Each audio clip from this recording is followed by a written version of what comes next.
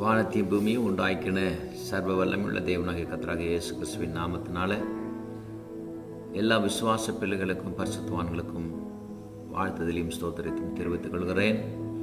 இந்த நாளில் வெளிப்படுத்தின விசேஷம் 1ஆம் அதிகாரம் 3ஆம் வசனத்தில் சொல்லப்பட்ட ஒரு வேத வார்த்தையிலிருந்து வசனத்திலிருந்து ஒரு சின்ன காரியங்களை கற்றுக்கொள்ள கர்த்தருடைய ஆவியானவர் நமக்கு உதவி செய்வாராக.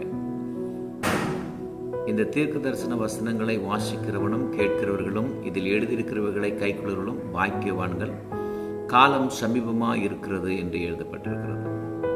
இந்த கடைசி காலத்தில் வாழ்ந்து கொண்டிருக்கிறோம்.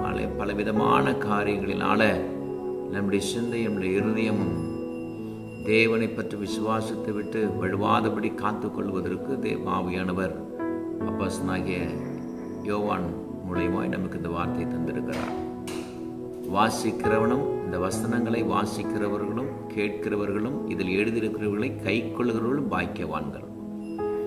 அப்போ அநேக வார்த்தைகளை கேட்கிறோம், அநேக நேரம் வேத வார்த்தையை வசனங்களை படிக்கிறோம். அதில் முக்கியமாக நாம் செய்ய வேண்டிய காரியம் என்னவென்று சொன்னால் அதை கை கொள்ள வேண்டியதாக காணப்படுகிறது. கை கொள்ளுகிறவன் பாக்கியவான்.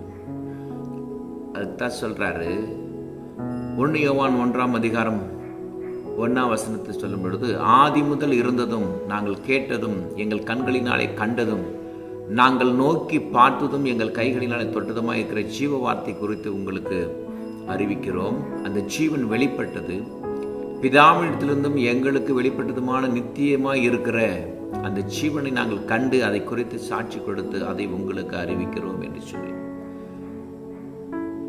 முகமுகமாய் பார்த்து அவரோடு கூட வாழ்ந்து அவருடைய வார்த்தையெல்லாம் கேட்டதான அப்போஸ்தலனாகிய யோவான் அதுக்கப்புறம் கர்த்தருடைய வார்த்தையை பெற்று இயேசு கிறிஸ்து நமக்காக வந்து மரித்து ரத்த சிந்தி நமக்காக நித்திய மீட்பை தந்து பரலோகத்துக்கு போன பிற்பாடு அப்போஸ்தலனாகிய யோவானுக்கு தேவனாகிய கர்த்தருடைய ஆவியானவர் அவருக்கு வெளிப்படுத்தின சபையை குறித்தான விசுவாச பிள்ளைகளை குறித்தான இந்த வெளிப்பாடை நாம் பெற்றுக்கொள்ளும்படிக்கு தேவ ஆவியானவர் நமக்கு உதவி செய்திருக்கிறார்.